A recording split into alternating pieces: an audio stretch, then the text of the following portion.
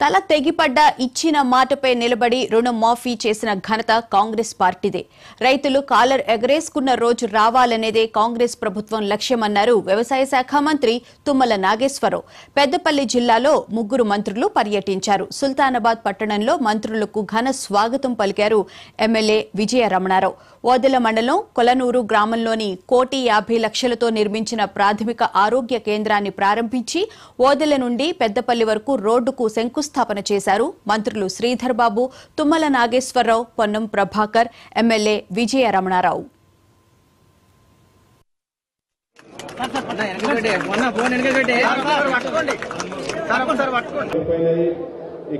Company నుండి మీరు ఎవరైనా ఒక్కరు సిపిడిసి మాజీ రామ్మూర్తి గారు, వెంకటేశ్వరరావు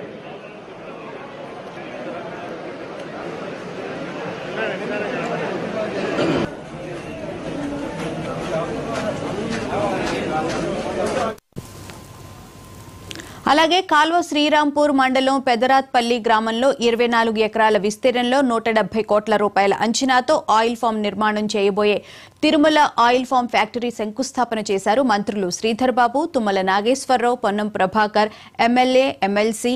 ఆ తర్వాత కాల్వ శ్రీరాంపూర్ మండల కేంద్రంలోని స్థానిక ఫంక్షన్ హాల్ ఆయిల్ ఫామ్ సాగుపై రైతులతో ముఖాముఖి కార్యక్రమాన్ని ఏర్పాటు చేశారు.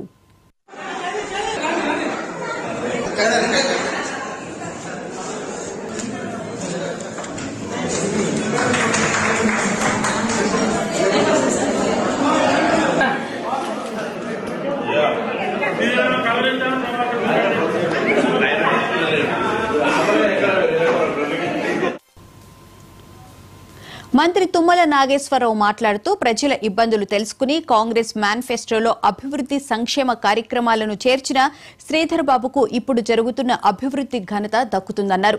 20,000 కోట్లకు 11,000 కోట్లు ఇచ్చారని చెప్పారు. రైతులకు సబ్సిడీ విత్తనాలు ఇవ్వలేదని, గిట్టుబాటు ధర ఇవ్వని ఘనత టీఆర్ఎస్ ప్రభుత్వానికి చెల్లిందన్నారు. రైతులు కాలర్ ఎగరేసుకున్న రోజు రావాలనేదే కాంగ్రెస్ ప్రభుత్వం లక్ష్యమన్నారు.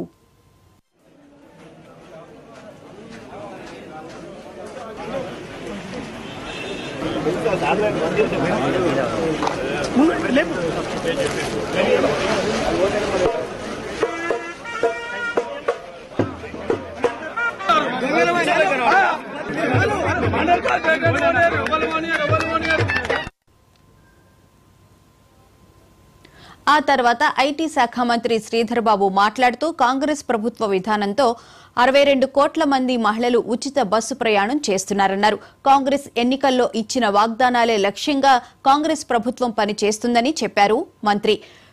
చెప్పిందే చేస్తాను, చేసేదే చెబుతామనే లక్ష్యంతో కాంగ్రెస్ ప్రభుత్వం పని చేస్తుందన్నారు. దెయ్యాలు వేదాలు వల్లించినట్లు టీఆర్ఎస్ నాయకుల మాటలు ఉన్నాయని చెప్పారు. రైతు ఆదాయం పెరగడానికి ఆయిల్ ఫామ్ సాగు తోడ్పడుతుందన్నారు. 170 కోట్ల రూపాయల వ్యయంతో పెదరాత్పల్లిలో ఆయిల్ ఫామ్ ఫ్యాక్టరీ ఏర్పాటు చేశారు. 250 మందికి ప్రత్యక్షంగా, 500 మందికి పరోక్షంగా ఉపాధి పొందుతారని చెప్పారు.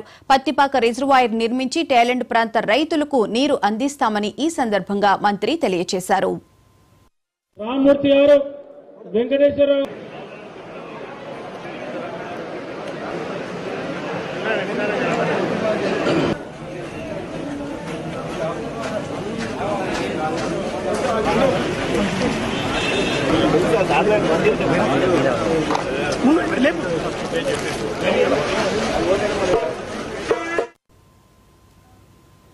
అనంతరం మాట్లాడిన రవాణా శాఖ మంత్రి పొన్నం ప్రభాకర్ గత ప్రభుత్వాలు ₹1,00,000 రుణమాఫీని 4-5 విడతల్లో ఇచ్చారన్నారు. కాంగ్రెస్ ప్రభుత్వం నిన్న ఒక్కరోజే ₹1,00,000 లోపు రుణమాఫీ చేశామని తెలిపారు. తెలంగాణ రాష్ట్రంలో 20 లక్షల ఎకరాల్లో ఆయిల్ ఫామ్ సాగు చేయనున్నామన్నారు.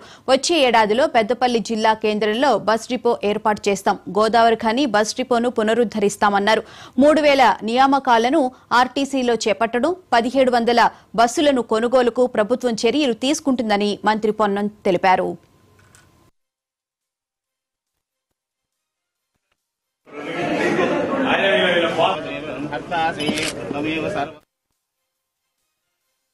ఈ రోజు రేవంత్ రెడ్డి గారి నాయకత్వంలో ఉన్నటువంటి ప్రభుత్వం అమలు చేసి పెట్టింది. చాలా మందికి అనుమానం ఉంది. నిన్న కూడా రైతులు చెప్తా ఉన్నారు, నిజంగా కలనా నిజమా మాకు అవుతుందని అనుకోలే. గతంలో తెలంగాణ వచ్చినాక ఆర్థిక మిగులు బడ్జెట్ ఉన్నటువంటి రాష్ట్రంలో ₹1,00,000 రుణమాఫీని 4-5 కిస్తులుగా ఇచ్చిండు. కానీ ఇవాళ ₹1,00,000 లోపు నెలకు ఒకటేసారి, దాని తర్వాత ₹1,50,000, దాని తర్వాత ₹2,00,000 ఉన్న వాళ్ళందరికీ కూడా ఆగస్టులోగా ముఖ్యమంత్రి గారు చెప్పిన మాట ప్రకారంగా రుణమాఫీ జరుగుతా ఉందనే మాట ఈ సందర్భంగా మనం చెప్తాను.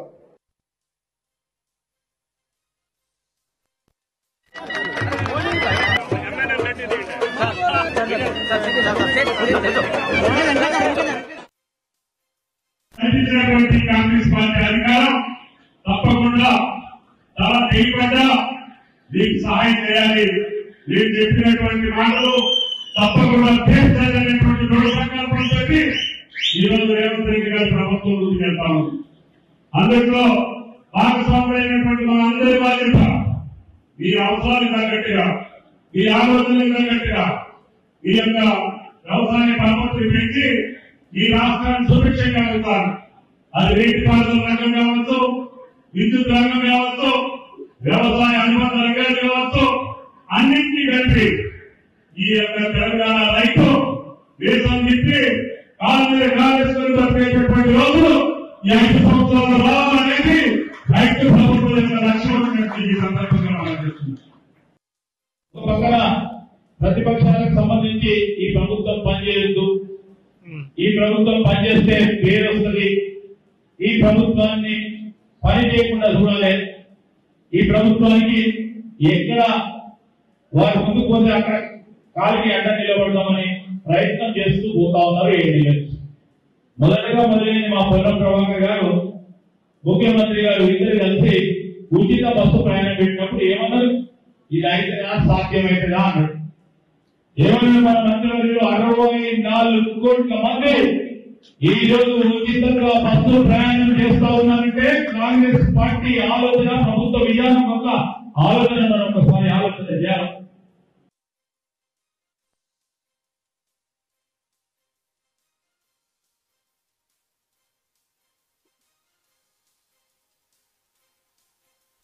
Right sir, right sir.